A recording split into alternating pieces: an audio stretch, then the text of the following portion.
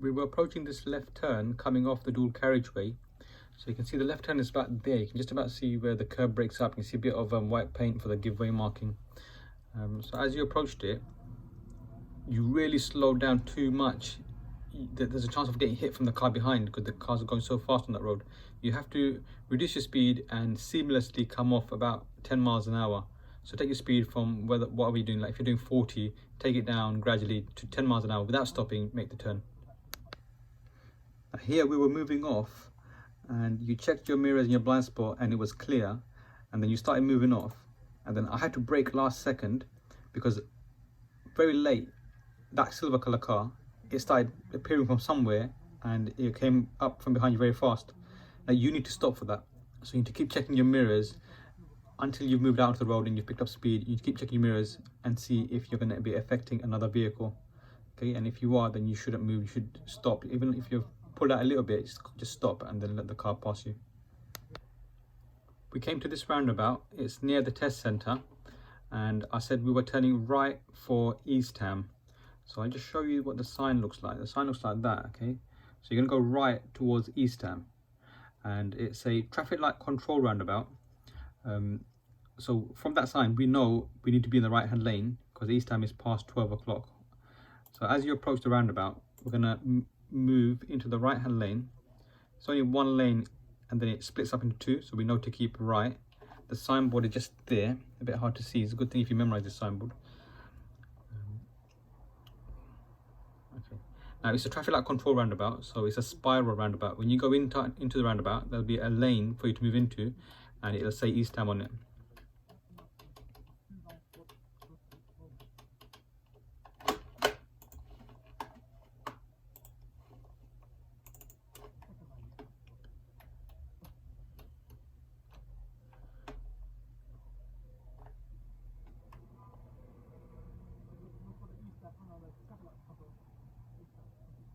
And then you see on the floor, this lane says Eastham, so you might as well get into it.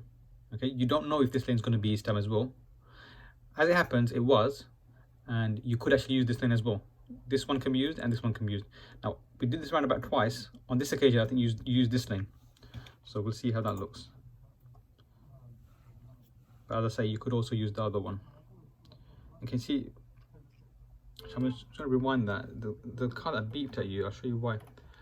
As you approach it, the light's green. You should be going. You should be going. You're just slowing down really slow, and then the light eventually going to change, isn't it? And that's why the cars behind are beeping, because you're approaching it really slow when the light's green.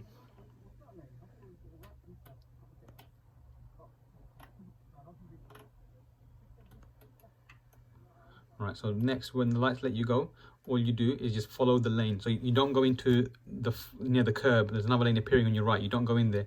Just follow your lane. Okay, just keep following your lane.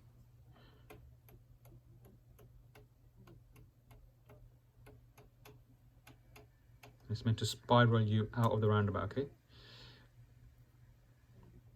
Yeah. So it says Eastham on the floor. Just keep following that lane until it takes you out of the roundabout.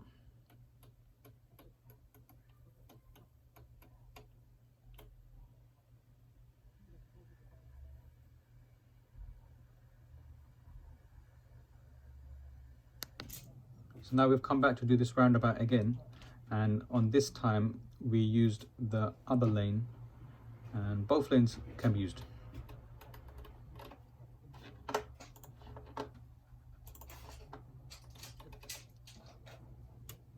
So this time use this lane. That one can be used it last time, and this time use this lane.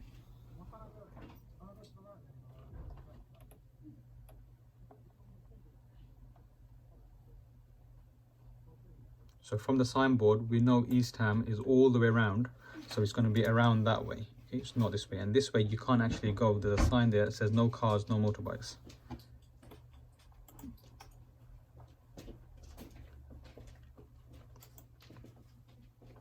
Okay, so sign says no cars, no motorbikes, except buses and taxis. And the signboard tells you Eastham is all the way around, so you're going to go around this way.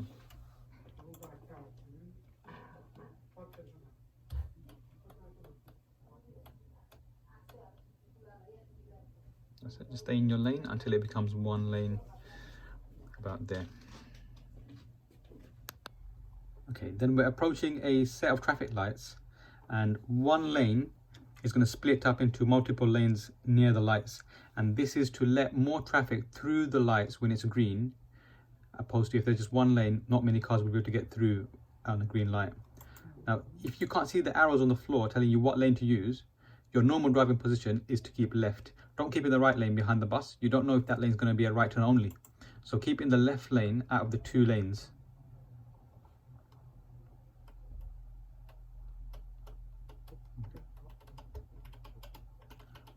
And then what happened was you used the right lane, and then look what happened. You got stuck behind these cars that want to turn right. So you should use the left lane when you can't see the arrows on the floor telling you what lane to use. Best lane to use is the left lane. Okay, now this was when we were approaching this bus and we were going to go around it. So just because this van is going around it doesn't mean that we'll have the same chance to go around it, because you might have somebody coming the opposite way when you get there. When the van is going, there's probably no one coming. So there's no one coming. Brake and stop. Don't go anymore. Brake and stop, because you can see the white car coming now. So don't go anymore. And if you do go, get your car straight, aligned with the bus, straight, so you can go through this gap. Don't come out that way and leave your car facing that way and straighten up late. Get your car straight so you can easily go through this gap.